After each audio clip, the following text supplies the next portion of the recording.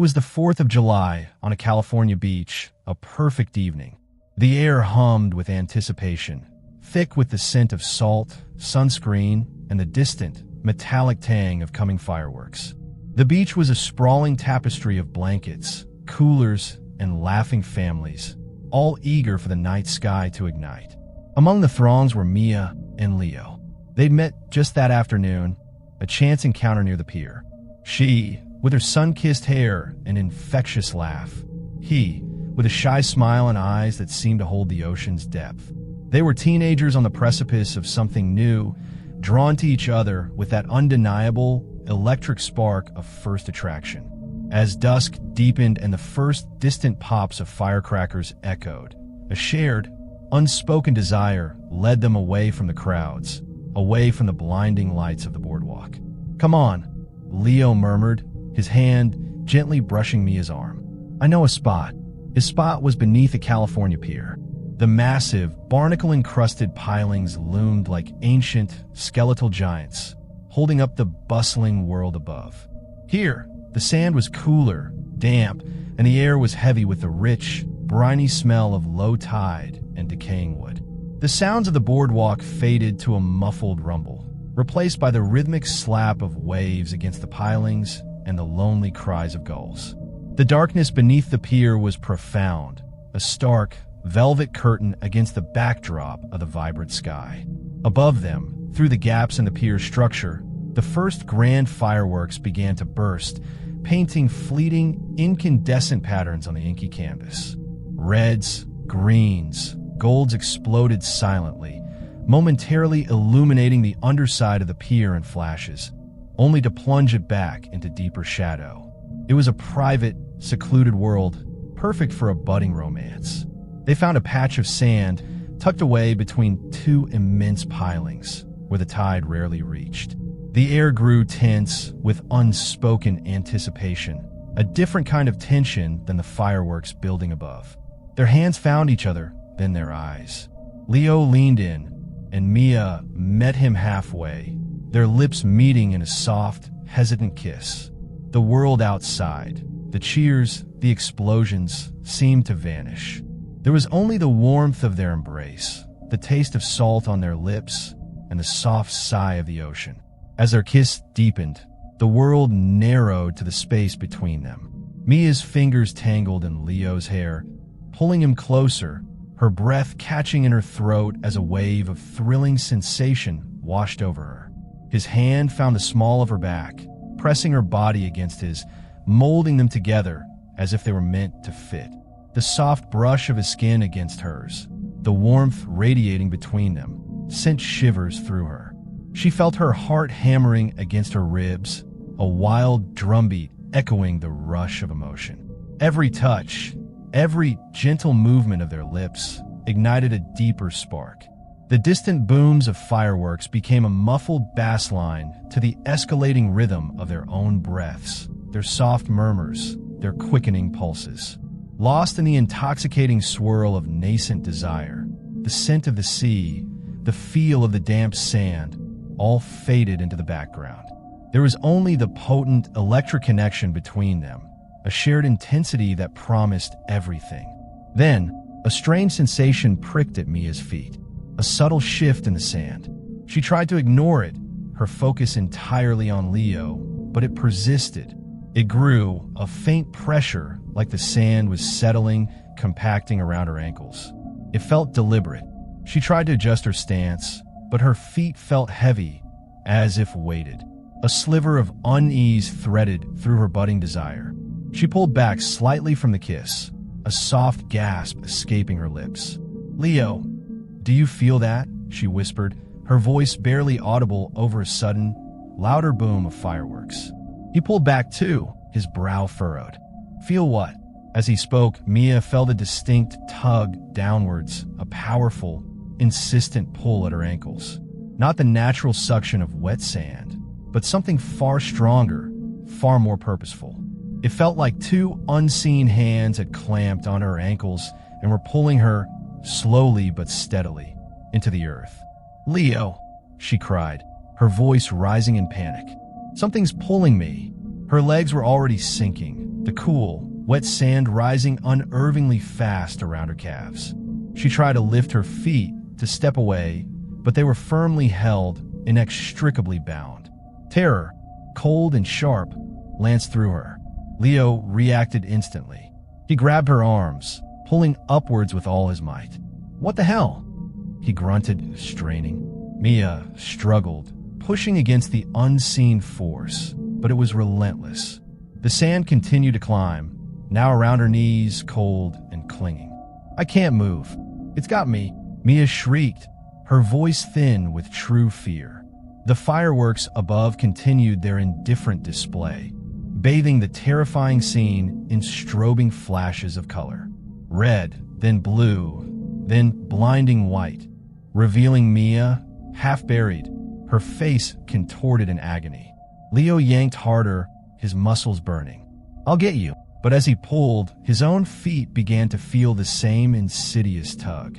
A soft, chilling slurp came from beneath his shoes. Then another, firmer pull. "No!"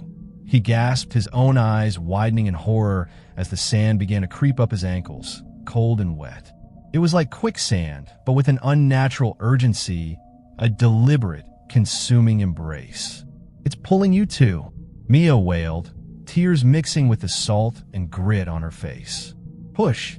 Leo push. He pushed against her, against the sand, trying to force himself free, but the ground was soft, yielding, yet impossibly strong. The unseen hands were pulling them down, together, slowly, inexorably. The sand was now past Mia's knees, reaching her thighs. She screamed, a ragged, raw sound of pure terror. She scrabbled at the ground around her, desperate for purchase, but her fingers simply sank into the wet, clinging granules. A faint, earthy smell, like deep, undisturbed soil, began to mix with the sea air. Leo, fighting for both of them, was sinking faster now, the sand past his calves, reaching for his knees. His struggles only seemed to hasten their descent. He could feel the pressure on his shins, the uncanny sensation of invisible fingers wrapping around his legs, pulling. His breath hitched in his throat. They were almost waist-deep now, their lower bodies entombed. The cold, wet sand pressed against them, numbing, suffocating. They twisted, squirmed, cried out, but the ground was a hungry maw, silent and relentless. The fireworks above continued to burst, ironic celebrations of freedom above their horrific confinement. "Help us," Mia sobbed, her voice a desperate croak. "Please, someone." Just then, through the shifting, strobe-like light of the fireworks, a figure appeared from the shadows between the pilings. A man. He was old, his face weathered, with eyes that seemed to reflect the ocean's ancient depths. He carried a gnarled piece of driftwood like a cane. He was walking slowly, deliberately, as if he belonged here in the dark. Hope, blinding and irrational, flared in them. "Help us," Leo screamed, his voice raw. "Please, we're sinking." The old man stopped. He looked at them, half buried, their faces streaked with tears and sand, illuminated by the exploding lights above. A slow, unsettling smile spread across his face, a smile that didn't reach his ancient eyes. It was a smile of profound satisfaction, of knowing. He took a step closer, his voice a low, raspy whisper that seemed to cut through the distant sounds of the forest. "Ah, young lovers," he rasped, his gaze lingering on their trapped forms. "The beach craves. It feeds from them. Always has." Mia's scream caught in her throat. Leo stared, his mind shattering. This wasn't help. This was recognition. This was something ancient. "It pulls the ones who lose themselves," the old man continued, his voice softer, almost reverent. "Lost in each other, they become lost to the sand. The ocean's true feast." The sand was past Mia's waist now, creeping up to her chest, cold and heavy. Her breath was coming in ragged gasps. Leo was sinking with her, the sand up to his abdomen, crushing him. He could feel the strange, pulling force reaching for his chest now, for his very core. The earthy, metallic smell filled his nostrils, chilling him to the bone. The old man watched, his smile unwavering, as the sand slowly, inexorably swallowed them. Mia's arms thrashed above the surface, then her head tilted back, her eyes wide with unspeakable terror as the sand reached her neck, then her chin. She tried to scream again, but only a gurgle escaped, a wet, choking sound as the sand pressed against her throat. Leo, his own body nearly consumed, his vision blurring, could only watch as Mia's face contorted in her last, silent struggle. He felt the cold, suffocating pressure enveloping him, pulling him deeper into a darkness far more profound than any beneath the pier. The last thing he saw was the old man's knowing smile, illuminated by a brilliant, fleeting burst of golden light from above. And then, the sand closed over them, silent and complete. The fireworks display reached its grand finale, painting the entire sky above the bay in a symphony of dazzling light and thunderous sound. The cheers from the beach were deafening, joyous. No one noticed the faint, almost imperceptible dimming of the light beneath the pier, or the subtle shift in the damp sand where two young lovers had been. To this day, that California pier stands as a landmark of seaside fun. But if you walk beneath it on a quiet night, when the tide is low and the moon is new, you might feel a strange chill in the damp sand. And if you listen very closely, above the gentle lapping of the waves, some say you can hear it, a faint, almost imperceptible sigh, like the contented breath of something ancient and unspeakably vast, a whisper rising from the depths. The Beach Craves. Let me tell you about the summer of '87, the year the town of Havenwood learned that some traditions are best left undisturbed, especially those that predate the very nation we celebrate. Havenwood was a postcard town nestled deep in the Catskills.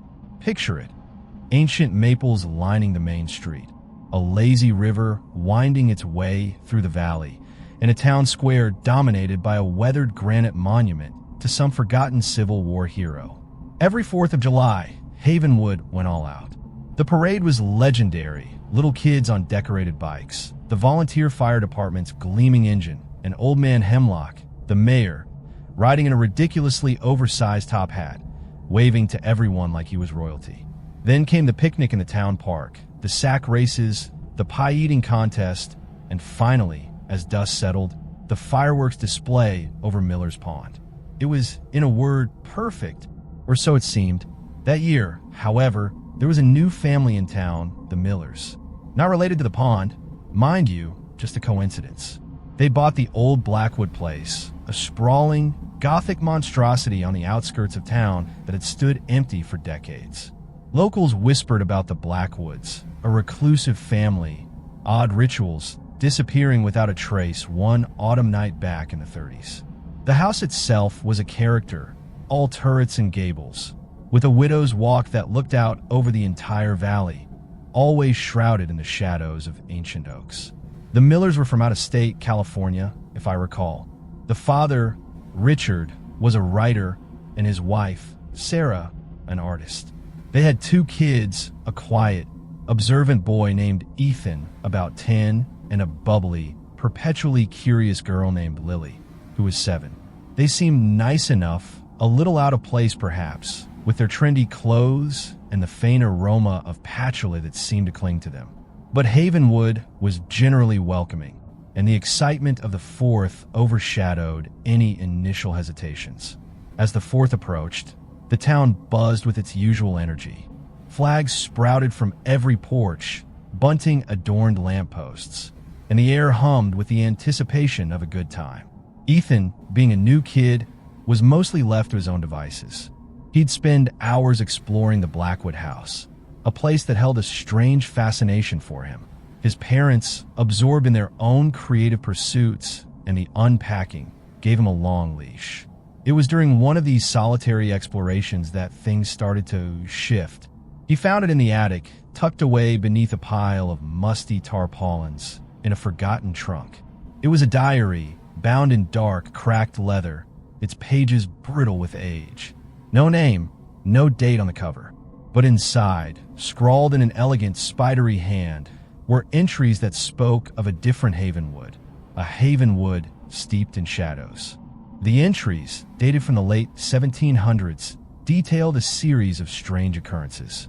Missing livestock, inexplicable illnesses, whispers in the woods at night, and then a recurring mention of a harvest. Not a harvest of crops, but something else, something far more sinister. The author, who never identified themselves, wrote of hushed gatherings, of ancient symbols carved into trees, of sacrifices made to appease something. And it always seemed to culminate around the summer solstice, or the longest day, as the author often referred to it, which of course was close to the 4th. Ethan, a voracious reader, devoured the diary in secret, hiding it under his bed. He didn't fully grasp the implications, but the eerie atmosphere of the entries, the palpable fear that seeped from the faded ink, sent a chill down his spine. He started noticing things around the old house. The way the shadows in the hallways seemed to coalesce into fleeting, indistinct shapes. The faint, almost imperceptible scent of damp earth and something metallic. And the whispers. At first, he dismissed them as the creaks and groans of an old house settling. But they grew more distinct, like a low, guttural chanting just beyond the edge of hearing. Lily, with her childlike innocence, also sensed something. She started drawing strange pictures. Not the usual stick figures and suns, but intricate, almost geometric patterns, with figures that looked more like scarecrows than people, their eyes wide and empty. She'd hum odd, tuneless melodies that seemed to resonate with the whispers Ethan heard. When asked where she learned them, she'd just shrug and say, "The old lady told me." "What old lady, sweetie?" Sarah would ask, a little concerned. Lily would just point vaguely towards the darkest corners of the house. "The one who lives in the walls."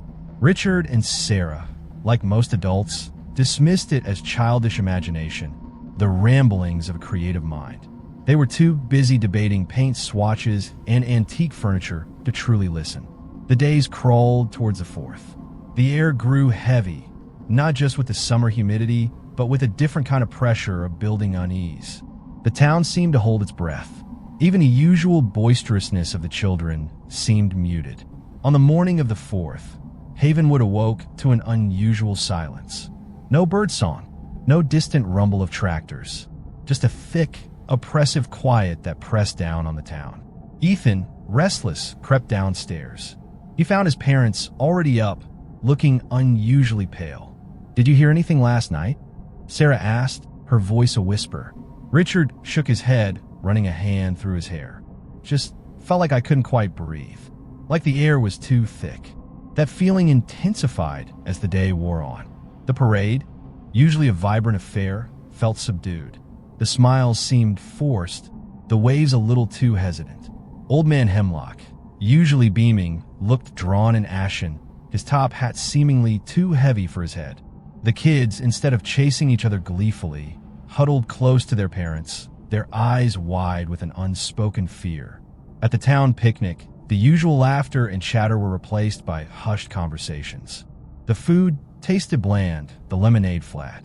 Even the pies, usually devoured with gusto, sat untouched on their checkered blankets. Ethan saw Lily, usually the most outgoing of the family, clinging to her mother's leg, her gaze fixed on something beyond the treeline, something only she could see. As dusk began to paint the sky in hues of orange and purple, a palpable dread settled over Havenwood. The air grew colder, despite the lingering heat of the day. A strange, earthy smell began to permeate everything, a scent that was both fresh and ancient, like freshly turned soil mixed with something long buried. Richard tried to lighten the mood, clapped his hands together. "All right, folks, time for the fireworks. Let's get over to Miller's Pond." But the usual surge of excitement wasn't there. People rose slowly, reluctantly, as if pulled by an invisible string. They shuffled towards the pond, their heads bowed, their eyes scanning the darkening woods around them. Miller's Pond was usually a picturesque setting for the fireworks. The water, calm and still, reflected the bursts of color like a shattered kaleidoscope. But that night, the pond looked wrong. The surface was strangely agitated, tiny ripples spreading outwards, even though there was no wind. And from the murky depths, a faint, phosphorescent glow seemed to emanate, pulsating with an unsettling rhythm. As the first firework shot into the sky, a lone red flare against the deepening indigo, a collective gasp rippled through the crowd. But it wasn't a gasp of awe. It was a gasp of terror, because as the flare illuminated the landscape, it revealed something standing on the far bank of the pond, amidst the weeping willows. They weren't people. Not quite. They were tall, gaunt figures, their bodies covered in what looked like interwoven branches and dried leaves, like animated scarecrows. Their heads were rudimentary, fashioned from gourds or hollowed-out tree trunks, with crude holes for eyes that seemed to glow with an inner, malevolent light.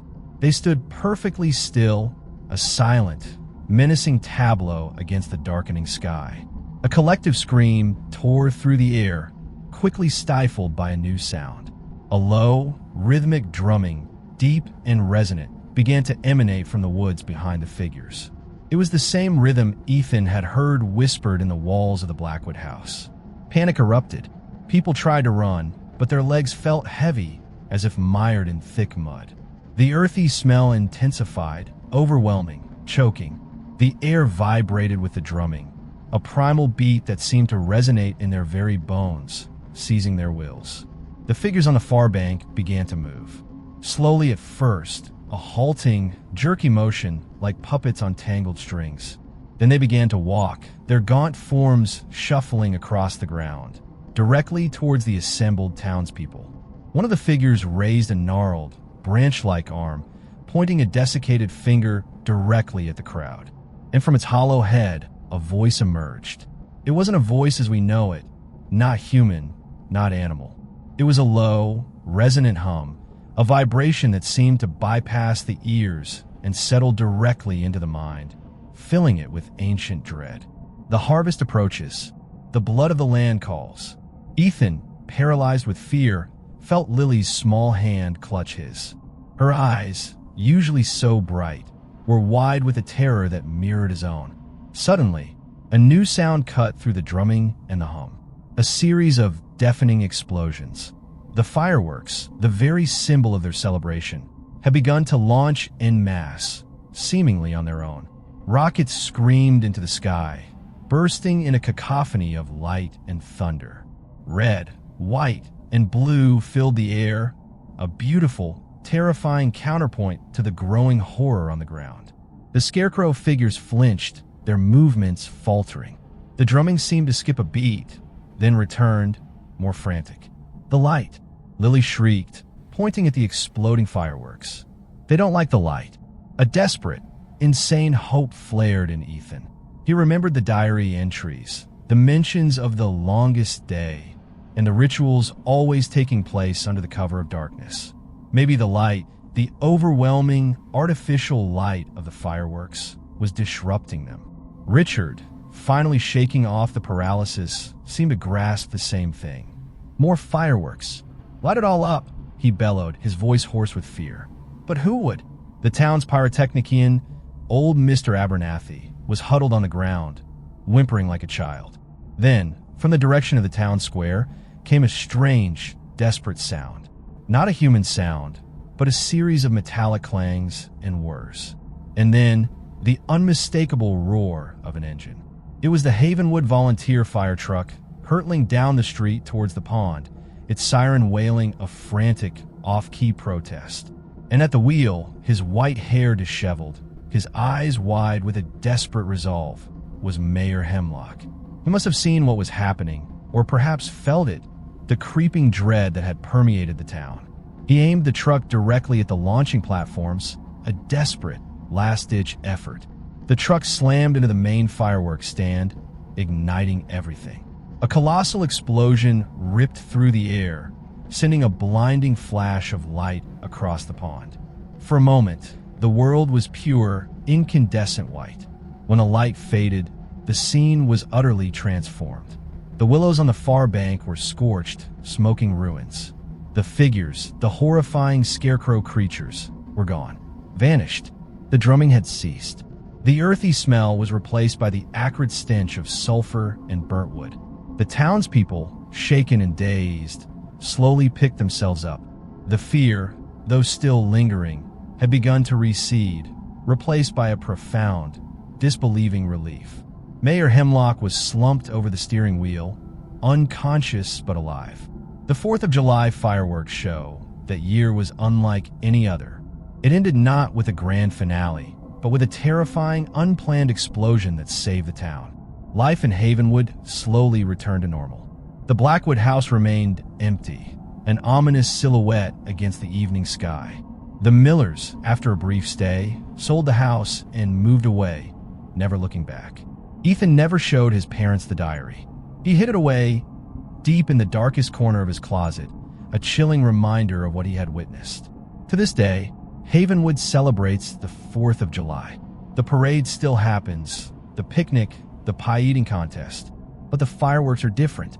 They're smaller, less spectacular, and they're never, ever launched over Miller's Pond. The town collectively, silently, seems to understand that some lines are best not crossed, some ancient slumbers best not disturbed. And if you stand by the pond on a quiet summer night, when the moon is new and the stars are hidden, some folks say you can still hear it. A faint, almost imperceptible hum, and a low, rhythmic drumming deep beneath the earth, waiting for the longest day, waiting for the harvest. All right now, this isn't a story of brave pioneers or ancient spirits haunting old houses. This is a story of something far older, far more hungry. And it happened on the 4th of July, in a place where the air hangs thick with humidity and the whispers of things that should have stayed buried. It was the summer of 2003, a blistering July in the deep South.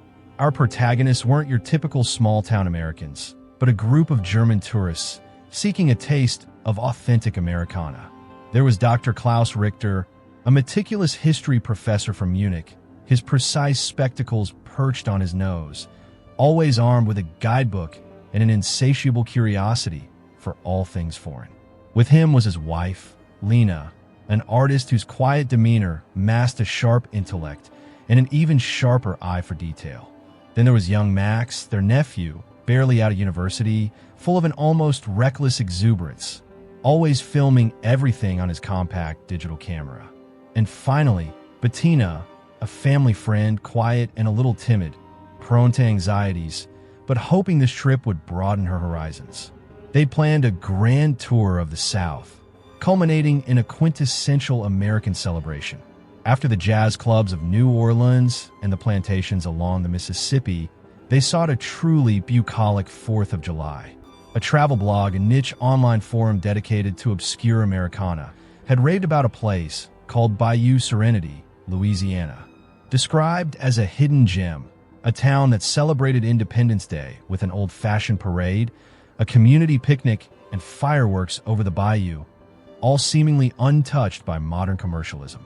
It sounded idyllic, a perfect slice of Americana. They rented a beat-up Ford sedan in Baton Rouge and set off, the air conditioning struggling against the oppressive Louisiana heat. The highway slowly dwindled into state roads, then gravel tracks, flanked by cypress trees draped with Spanish moss, their gnarled roots disappearing into murky water. The landscape was beautiful in its own way, a primordial swamp exhaling the scent of damp earth, decaying leaves, and something else, something sweet and cloying, like overripe fruit left too long in the sun. Bayou Serenity wasn't on most maps, a speck of dust clinging to the edge of the world. As they drove closer, the GPS signal began to waver, then died altogether. Klaus, ever the optimist, consulted his printed maps.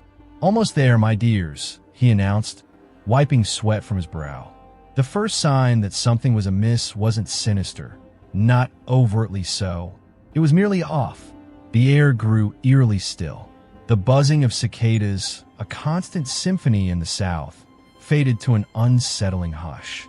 The sunlight, even at midday, seemed to struggle to pierce the dense canopy of trees and the thick, humid air, casting the road ahead in a perpetual twilight. Then they saw the town, It wasn't quite what they expected of a bucolic southern village. The houses were all too similar, clapboard structures painted in faded pastels, greens, blues, yellows, but somehow they lacked character. No porch swings, no cluttered gardens, just stark, uniform facades. And the windows, many of them were shuttered or simply dark, as if the homes were empty or perhaps observing. As they entered what passed for the main street, a subtle scent assailed them, mingling with the sweet decay of the bayou.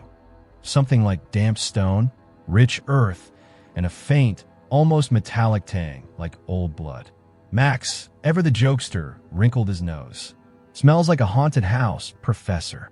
Klaus chuckled, but Lena frowned, her artist's eye picking up on the unsettling uniformity. They found the town square, a patch of sun-baked dirt with a single, ancient oak tree at its center, its branches twisted into unnatural angles. Underneath it sat a stone bench, strangely smooth and worn. There was no flagpole, no monument, just the silent, gnarled tree. A few townsfolk began to emerge from the houses, drawn by the unfamiliar car. They were a curious lot. Their eyes, a startling pale blue, seemed too wide, too unblinking. Their smiles, when they offered them, were fixed, stretching unnaturally, showing too much gum. Their clothes were simple, homespun, and their skin had a uniform, waxy pallor, as if they spent too much time indoors or perhaps underground. "Welcome to Bayou Serenity," a man with a smile that didn't reach his eyes chirped, approaching their car. He introduced himself as Ezekiel, the town elder, or something of the sort. His voice was smooth, too smooth like oil. "Come for the celebration, have you?" Klaus, ever polite, explained their desire for an authentic Fourth. Ezekiel's smile widened, revealing teeth that were just a little too sharp. "Authentic you'll get," he promised. "We have our own traditions here." They checked into the only inn in town, a two-story building that listed precariously to one side, painted a faded, sickly green. The rooms were sparse, clean to an almost sterile degree, and filled with the same unsettling hush that permeated the town. The windows, thick with dust, looked out onto a narrow alley. Bettina immediately felt a tremor of anxiety. "It's very quiet, isn't it?" she murmured. Lena, however, was drawn to the subtle details. On the wall of their room, beneath layers of paint, she could just make out faint, geometric symbols, almost like patterns, but with an underlying disquieting asymmetry. She touched one, feeling a strange coldness seep into her fingertips. The parade that afternoon was unlike any they'd ever seen. It was brief, silent, and deeply unsettling. There were no marching bands, no decorated floats, just a procession of townsfolk, moving with a peculiar, shuffling gait, carrying lanterns even in the daytime. Their pale eyes seemed to follow the tourists, even as they stared blankly ahead. They chanted in low, guttural tones, a rhythm that was alien, yet strangely hypnotic, clinging to the heavy air. The words were incomprehensible, yet they conjured images of damp earth, deep roots, and something vast and unseen. Max, despite his initial bravado, found his camera lens misting over inexplicably, the images blurry and indistinct.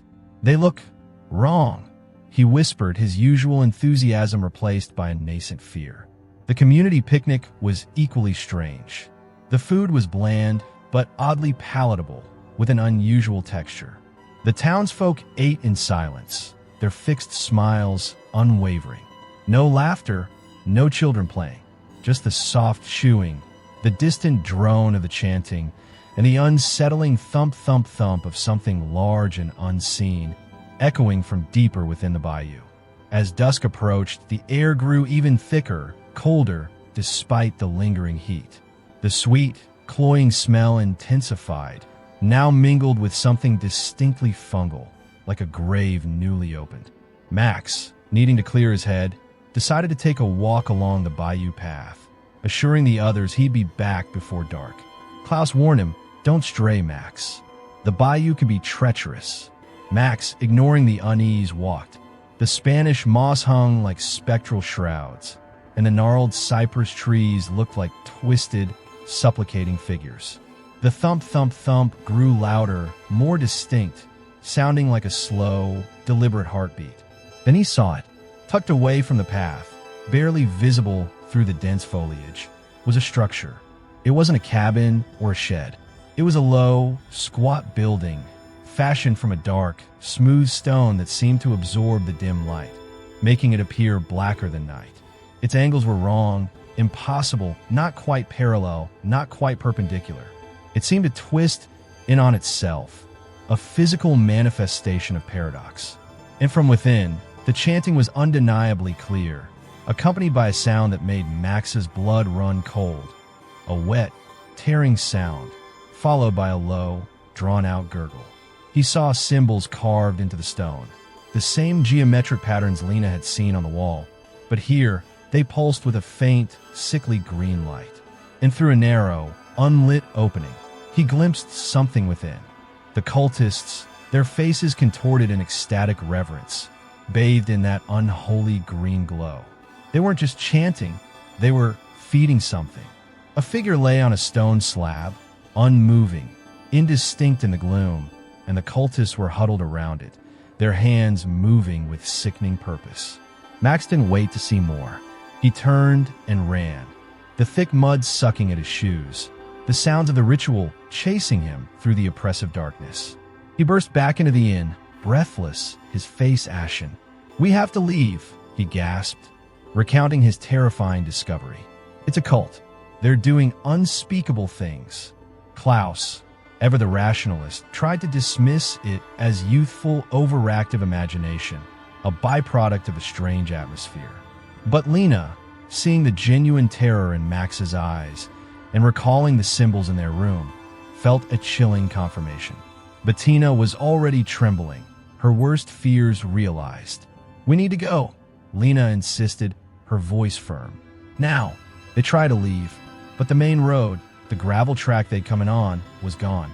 Not blocked, not washed out, but simply not there. The dense wall of cypress trees had closed in, impenetrable, indistinguishable from the rest of the bayou. It was as if the road had never existed. Panic began to set in. They returned to the inn, trapped. The townsfolk now seemed to watch them with an even more intense, predatory focus. Their fixed smiles never wavered. The night of the 4th was supposed to be about fireworks. Instead, it was about the growing horror. The thump, thump, thump from the bayou grew louder, more insistent, vibrating through the very foundations of the inn. The sickly sweet smell became nauseating. The chanting from the cult structure was now clearly audible, a low, buzzing crescendo. Klaus, tried to find an escape, went to the innkeeper. "The road, it's gone." The innkeeper, his pale blue eyes unervingly placid, simply smiled. "The bayou reclaims what it wills, stranger, and sometimes it welcomes new guests." Suddenly, the air filled with the familiar shriek of rockets ascending, followed by bursts of light. The fireworks had begun, but these weren't colorful, celebratory bursts. They were a dull, sickly green, exploding and silent, pulsing flashes that illuminated the unnatural angles of the town, casting long, writhing shadows that seemed to coil and twist around the houses. The sound of the thump, thump, thump intensified, becoming a monstrous heartbeat. And from the depths of the bayou, something began to rise. It was vast, shapeless, coalescing from the mist and darkness. Not quite solid, not quite liquid, it writhed and extruded, forming impossible geometries that defied comprehension. Its surface shimmered with the same sickly green light as the fireworks, and within its depths, faint, unblinking eyes, myriad and ancient, seemed to peer out. It moved with a slow, ponderous inevitability, dripping viscous ichor onto the water, each drop causing the pond to hiss and steam.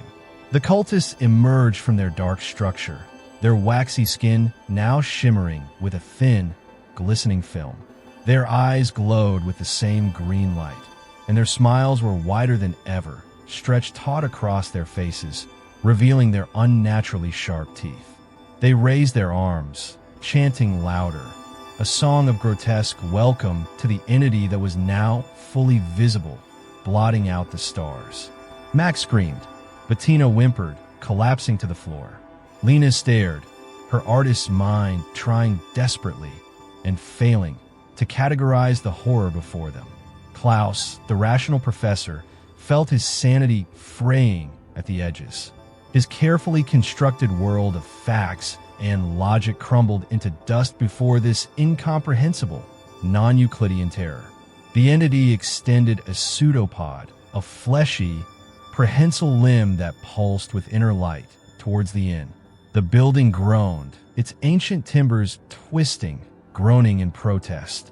The air became frigid, then searing hot, then cold again, the temperature shifting wildly, mirroring the collapse of their reality. The cultists began to move towards the inn, not walking, but gliding, their movements unnaturally fluid. Ezekiel was at the forefront, his smile the widest, his eyes burning with fanatical zeal. The harvest, the great sleeper awakens. It hungers. The ground beneath them began to rumble, a deep, resonating vibration that shook the very earth. Cracks snaked up the walls of the inn, disgorging a thick, black, oily substance that smelled of stagnant water and something metallic. The entity's pseudopod reached the inn, passing through the wall as if it were mere smoke. A chilling cold swept through the room, a cold that felt like absolute nullity, like the void between stars. Max, still screaming, was the first to be taken. The pseudopod wrapped around him, his struggles muffled by the thick, alien flesh. He didn't just disappear. He seemed to dissolve, his form blurring, his screams cutting off abruptly as he was pulled into the shimmering, amorphous mass. His camera clattered to the floor, still recording, its lens now filled with the pulsating green light and the impossible angles of the entity. Bettina, terrified, tried to hide under a bed, but the floorboards beneath her shifted, warping as if made of soft clay. A gaping maw opened in the floor, revealing not darkness, but a swirling vortex of green light and shifting shadow. Tentacles, slick with the black ichor, snaked out, wrapping around her ankles, pulling her down. Her cries were cut short as the floorboards reformed, leaving no trace. Lena, clutching Klaus's hand, stood frozen, witnessing the absolute dissolution of their reality. The entity was not merely consuming, it was integrating, dissolving its victims into its incomprehensible existence. Klaus, despite the terror, felt a strange, detached curiosity, a chilling fascination with the alien geometry of the entity. He had always sought knowledge, and now, the ultimate forbidden knowledge was before him. He felt his mind stretching, tearing, trying to comprehend the infinite. The cultists swarmed in, their pale faces illuminated by the malevolent green glow. They didn't touch Klaus and Lena directly. Instead, they surrounded them, chanting in unison, a ritualistic humming that seemed to pull at their very souls. The air grew impossibly heavy, crushing. The walls of the inn rippled like water, and the floor tilted, sending them stumbling. Then, the final, agonizing horror. The entity pulsed, and the green light intensified, engulfing them. Klaus felt his body distorting, his bones twisting into new, painful configurations. His vision blurred, filled with impossible colors and shapes. He saw Lena next to him, her face contorted in a silent scream, her form dissolving into shimmering particles. He felt himself stretching, pulling apart, becoming one with the light, one with the humming, one with the incomprehensible vastness. His last thought, before his consciousness scattered like dust in an alien wind, was a chilling realization. There was no death here, only absorption, transformation, an eternal, agonizing integration into something utterly beyond human understanding. The next morning, the town of Bayou Serenity was quiet once more. The sunlight, though still struggling, seemed a little brighter. The thump-thump-thump was gone. The inn stood as it always had, albeit with a fresh coat of sickly green paint, its windows shuttered. The gravel road, leading into town was once again perfectly clear, as if it had never vanished. The citizens of Bayou Serenity went about their day, their pale blue eyes unblinking, their fixed smiles in place. The faint, sweet fungal smell still lingered in the air, a subtle perfume. And if you looked closely at the stone bench beneath the ancient oak in the town square, you might notice a faint, almost imperceptible sheen, like dried ichor, shimmering faintly in the oppressive heat. No one ever found Dr. Klaus Richter, Lena, Max, or Bettina. Their rented Ford sedan was found abandoned hundreds of miles away, on the outskirts of New Orleans, its doors ajar, its gas tank full, as if they had simply stepped out and vanished into thin air. Max's camera, strangely, was never found, and in Bayou Serenity, they still celebrate the 4th of July with their own peculiar traditions. The silent parade, the hushed picnic, and the silent, sickly green fireworks that light up the bayou. They know, you see, they know what the land calls for, what ancient hunger stirs beneath the humid earth, waiting for its next guests. And if you listen very, very closely on the darkest nights, you might hear it, the faint, rhythmic thump-thump-thump of something vast and terrible, dreaming its incomprehensible dreams in the murky depths of Bayou Serenity. And then a low, guttural humming, like a lullaby sung to a waking god. Okay, this new one is really bizarre.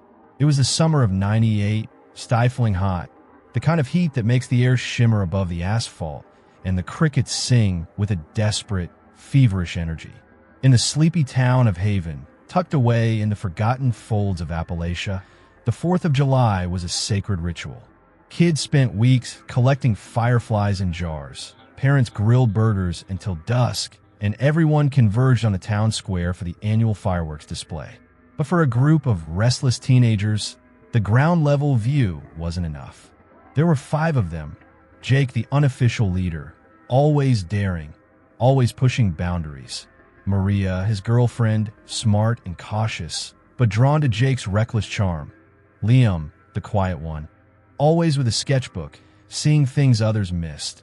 Chloe, boisterous and a little bit cynical, armed with a flashlight and a pocket knife. And Ben, the youngest, eager to prove himself, tagging along despite his lingering nervousness.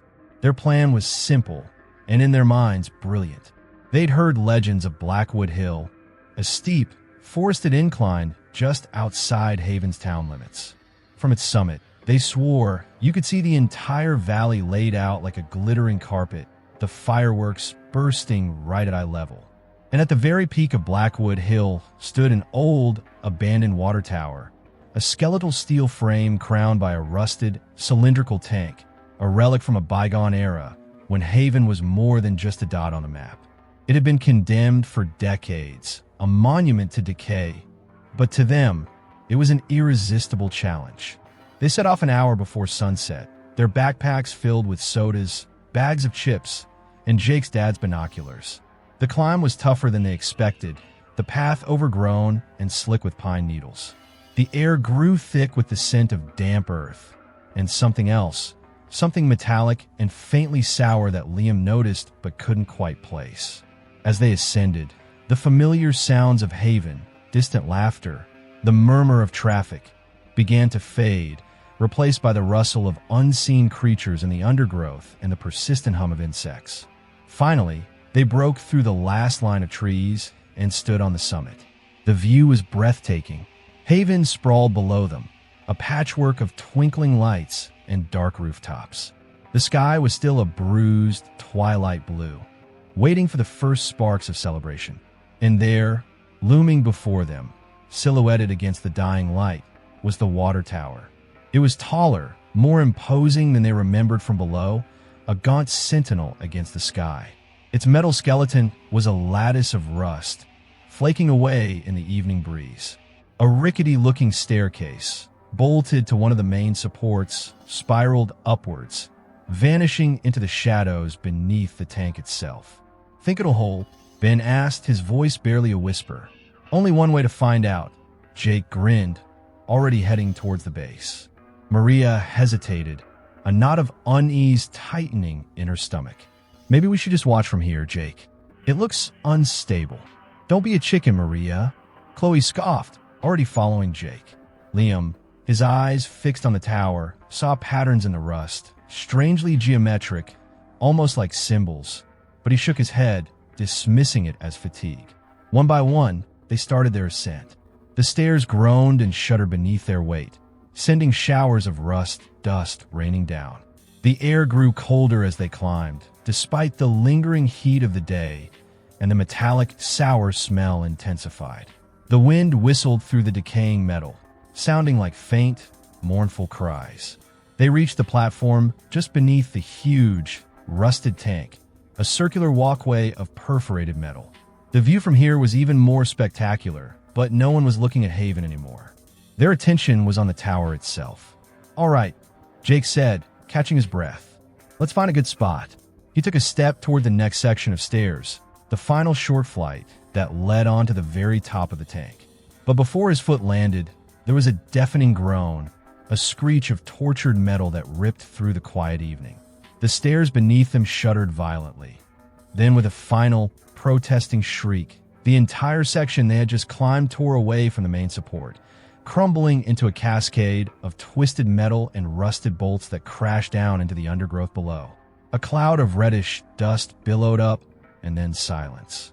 A terrifying, absolute silence, broken only by their ragged breathing. "Holy shit," Chloe whispered, her voice devoid of its usual bravado. They were trapped. The platform they stood on was stable for now, but the way down was gone. A sheer, terrifying drop. Okay, Jake stammered, his face pale. "Don't panic. Someone will see us. The fireworks are about to start. They'll see us." But below, the lights of Haven seemed distant, indifferent.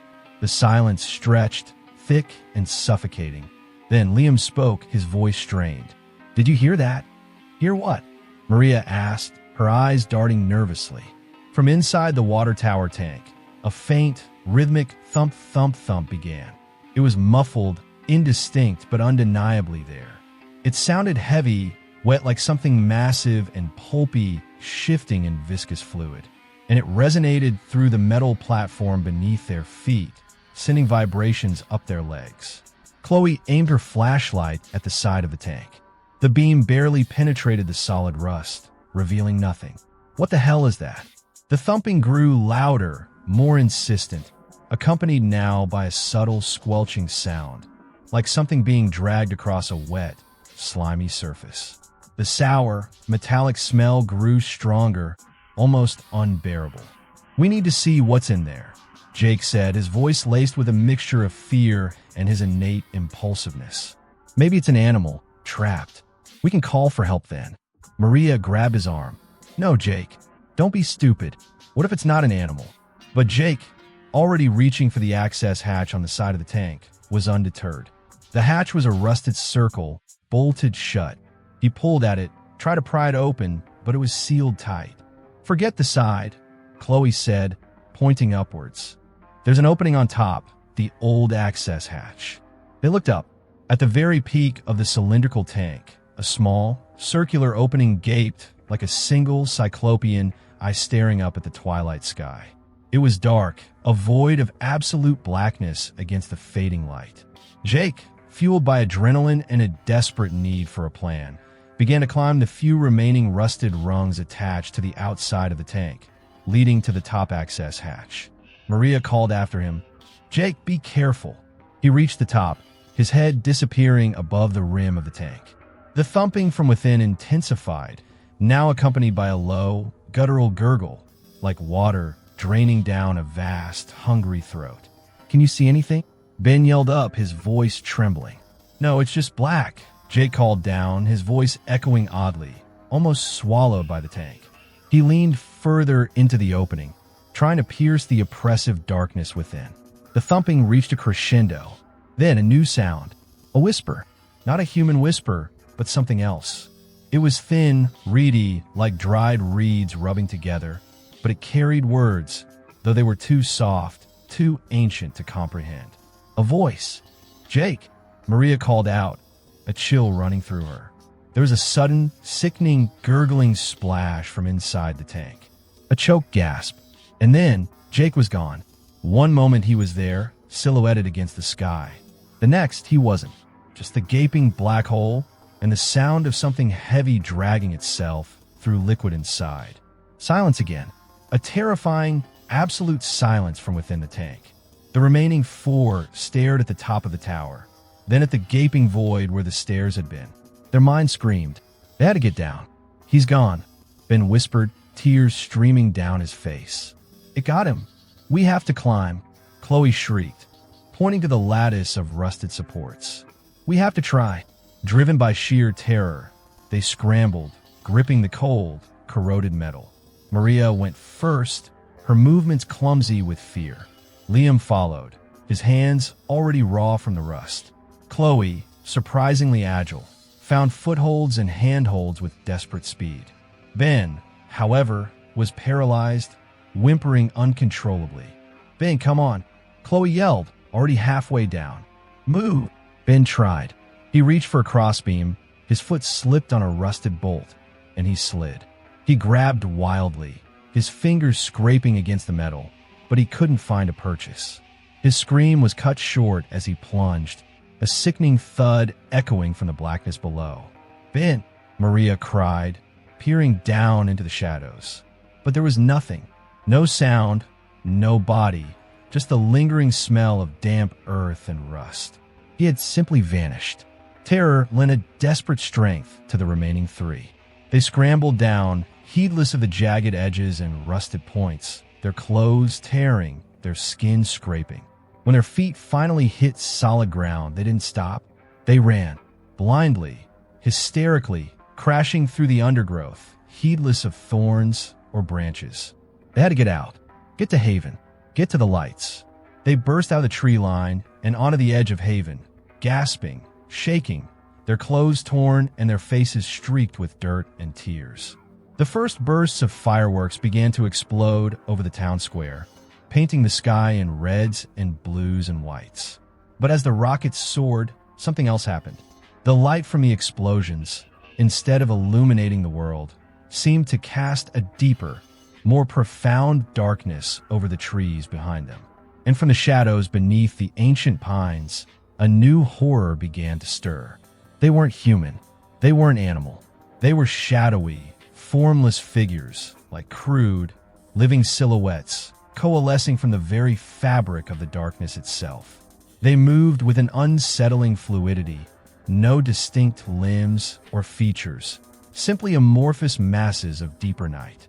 Their edges shimmered with an eerie, indistinct glow that was almost the absence of light. And they were moving towards the town, towards the lights, towards the celebration. Maria, Liam, and Chloe froze, their eyes wide with incomprehensible terror. The figures were flowing out of the woods, not running, not walking, but sliding, oozing, their numbers growing with each silent, terrifying second. They cast no shadows. Rather, they were shadows. The first of them reached the edge of the woods. It paused, its form undulating, then a single elongated pseudopod of darkness reached out, touching the ground. Where it touched, the very earth seemed to darken, to wither. They're coming for us, Liam whispered, his voice shattered. As the figures began to spread, slowly surrounding the hill, a low, collective humming began to rise from them. It was a sound that permeated their very bones, filling their minds with an ancient, chilling dread. It spoke of deep places, of old hungers, of something that predated light itself. The fireworks continued to explode overhead, a vibrant, beautiful, utterly meaningless display against the backdrop of an encroaching, primordial horror. The light of the pyrotechnics, meant to ward off darkness, now only served to highlight the terrible, encroaching forms. Maria, Liam, and Chloe stood transfixed, caught between the terrifying promise of the approaching figures and the impossible reality of the empty water tower behind them. They could run further into the town, but the shadowy forms were already closer than the distant lights of Haven. They didn't scream. They couldn't. Their throats were constricted by a terror so profound it felt like a physical weight. The figures surged forward, a tide of living darkness. The humming intensified, echoing the gurgle they had heard from the water tower, a sound of hungry absorption. Maria felt an icy tendril of darkness brush against her leg, and then a crushing cold, an emptiness that pulled at her very soul. The next morning, the town of Haven woke up to the usual 4th of July aftermath. Spent fireworks casings littered the square, the air smelled of sulfur and barbecue, and the summer sun blazed. But something was different. A quiet unease hung over the town. 5 teenagers were missing. Their parents searched, the police investigated, but found nothing. No trace on Blackwood Hill, no bodies, no signs of struggle, just the crumbled remains of the water tower stairs. And if you visit Haven today, they still celebrate the 4th of July with fireworks. But no one, not a single soul, dares to venture up Blackwood Hill. And sometimes when the sky explodes in a shower of light, people swear they can see it. Not just smoke, but deeper shadows, swirling, formless, reaching out from the edges of the light. And if you listen closely, when the last firework fades and the silence returns, some claim you can hear a faint, low humming from the direction of Blackwood Hill, a hungry, ancient sound, waiting for the cover of darkness to claim its next sacrifice. Stories in small towns or isolated places are more common, right? Easier to believe, maybe? But what about an infernal urban legend that spreads quietly around the busy neighborhoods of the town that never sleeps? Sam and Nora, fresh out of college, were celebrating their first 4th of July in New York City. They'd spent the day soaking in the urban glow, elbow to elbow with throngs of excited people, marveling at the towering buildings and the infectious energy of the city on a holiday. They were young, in love, and full of that particular brand of invincibility only youth can conjure. Their plan was to catch the dazzling Macy's fireworks display from a rooftop party in Brooklyn. But as dusk settled, they realized they were running desperately late. The streets were a choked artery of humanity, taxis gridlocked, and buses crawling. Their only hope was the subway. They descended into the humid, echoing maw of the Times Square 42nd Street station, a labyrinth of flickering fluorescent lights and the distant rumble of trains. The platform was a solid wall of bodies, a cacophony of languages and laughter, all waiting for the same train, all desperate to get to their viewing spots. Sam, tall and a little impatient, tried to weave through the crowd, pulling Nora along. The air in the station was thick with the scent of hot metal, stale urine, and something else, a faint, sweet, sickly odor like overripe fruit left to ferment, that Nora noticed but quickly dismissed as just city smell. Finally, the roar grew to a crescendo, and a downtown express train screeched into the station, its metal wheels protesting against the rails. The doors hissed open, and the platform surged forward. Every car was crammed, bodies pressed against bodies, faces illuminated by the harsh overhead lights. Despair began to set in. "We'll never get on," Nora yelled over the din, her voice tinged with frustration. Sam scanned the endless row of cars, his eyes desperate. And then he saw it. Towards the very end of the platform, past the main crush of people, there was a car that no one was entering. No one seemed to even be noticing it. It was oddly dark, its windows opaque, reflecting nothing, but the doors were wide open, a gaping, inviting maw. "Nora, this way," he shouted, pulling her through a narrow gap in the crowd. They ran, elbowing past bewildered tourists and grumbling commuters, until they reached the seemingly forgotten car. They were breathing heavily, a mixture of exertion and relief, as they stepped inside. The car was completely empty, not a single soul. Sam grinned, pulling Nora into a triumphant hug. "See? Told you we'd get lucky." Nora looked around. The interior was different from the other cars. The seats were older, a faded, sickly green velvet, and the walls were paneled in dark, unstained wood.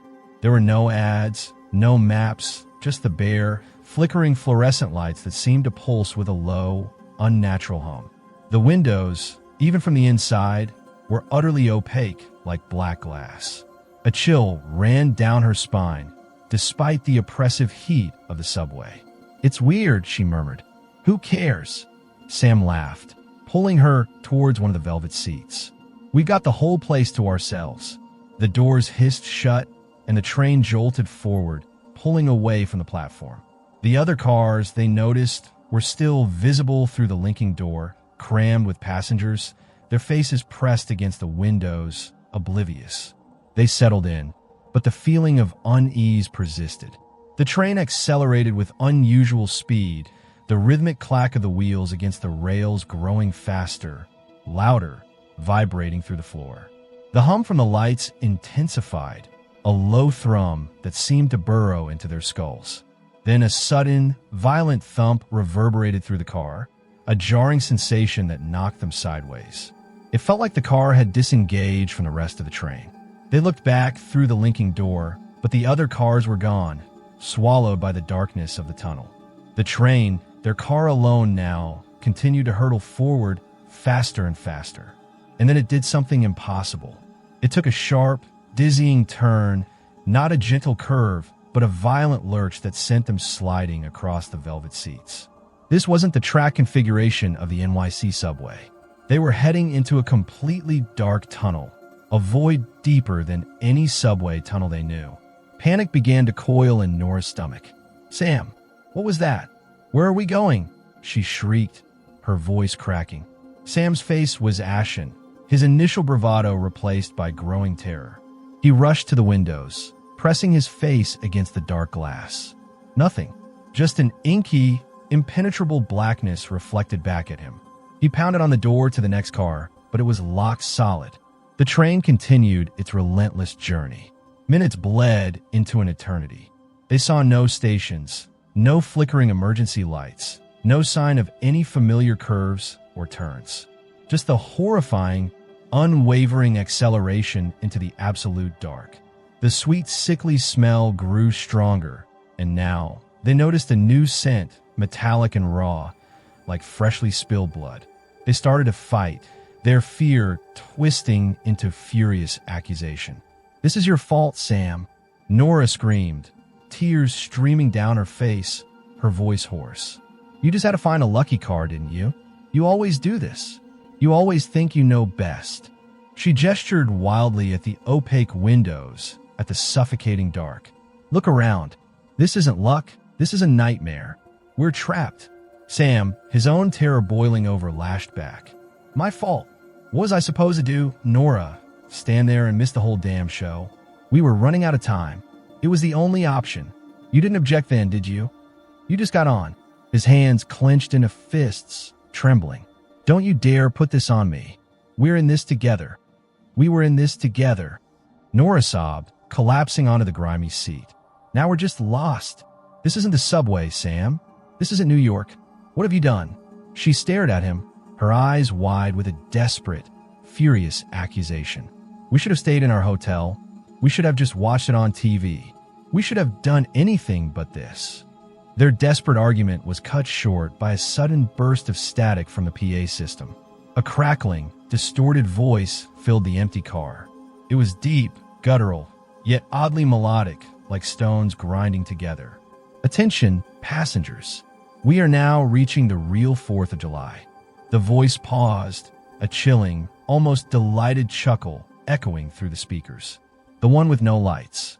The train began to decelerate, slowly, agonizingly, the grinding of the wheels a mournful lament. The oppressive darkness outside the windows remained. The sweet, sickly smell was now overwhelming, clinging to their clothes, seeping into their very skin. Finally, with a soft, unsettling hiss, the car came to a complete stop. The doors slid open. They were in a station, but it was unlike any subway station they had ever seen. The platforms were vast, impossibly wide, stretching into a seemingly endless expanse of concrete and dripping pipes. There were no tracks visible, only a smooth, slick floor that shimmered with a viscous, black fluid. The air was cold, damp, and heavy with that cloying metallic scent. And it was empty, utterly, terribly empty. No trains, no people, no ads. Just the endless concrete, the dripping walls, and the profound, terrifying silence. The only light came from the flickering fluorescence within their subway car, casting long, wavering shadows. Sam and Nora stumbled out onto the platform, their legs weak, their hearts pounding like war drums. They were alone in the vast, echoing void. Then, with a shudder, the lights inside their subway car flickered, dimmed, and died, plunging the station into pitch blackness. The darkness was absolute, suffocating. It felt alive, pressing in on them, stealing the air from their lungs. And from the depths of that terrifying void, they began to hear them. Voices, murmuring, whispering, not human words, but a chorus of wet, slithering sounds, a chorus of clicks and rasps, a sound like 1,000 insects scuttling across a wet floor, but imbued with intelligence, with malevolence.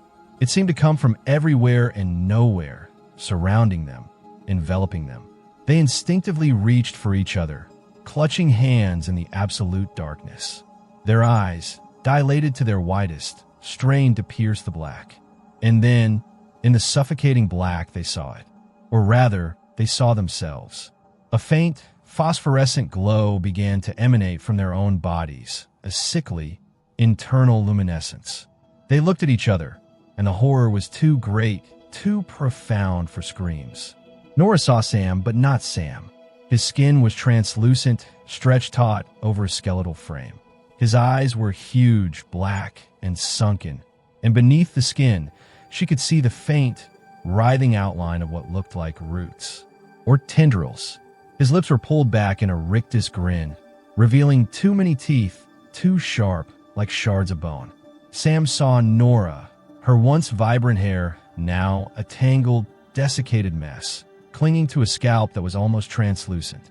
Her skin was a pallid gray, like ancient parchment, and her eyes were empty sockets, for which a faint, green light pulsed. Her jaw was slack, her tongue long and swollen, draped with the same glistening black fluid that coated the station floor. They were decrepit, hollowed-out versions of themselves, mirroring each other's horrific transformation, living corpses caught in a silent scream.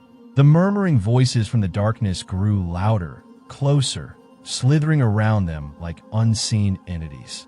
The sweet, sickly smell was now overpowering, a choking miasma of decay and something chemical like ozone. Then, in the distance, a pinprick of light. Hope, desperate and foolish, flared for a microsecond. But it wasn't daylight. It wasn't rescue. It was a firework.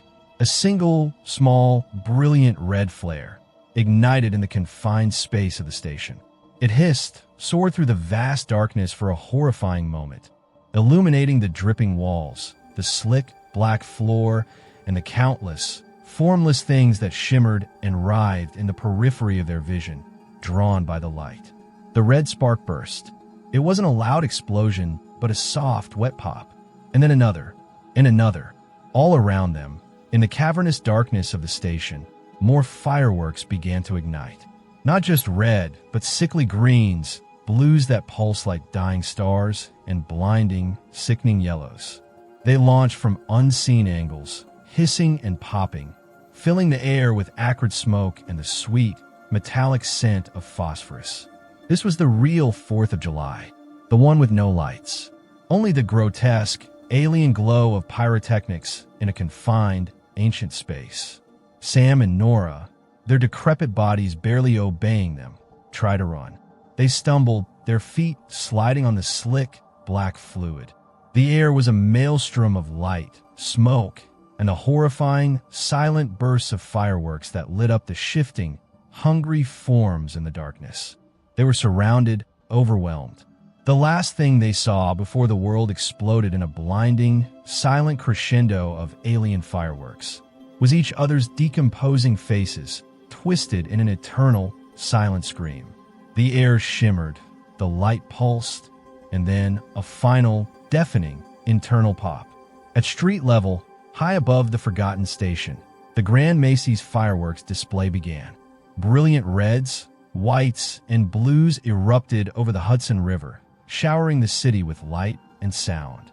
Thousands cheered, mesmerized by the patriotic spectacle. No one noticed the faint, sweet, sickly odor that occasionally wafted up from the subway grates.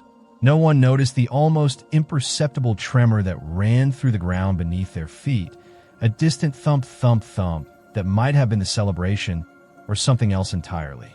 And no one, absolutely no one, noticed the single, empty subway car that never returned to the depot, its presence simply erased from the city's vast, impersonal memory. The city pulsed, unaware of the celebrations happening deep beneath its surface. The real 4th of July, the one with no lights, continued in the eternal darkness, waiting for its next passengers to arrive.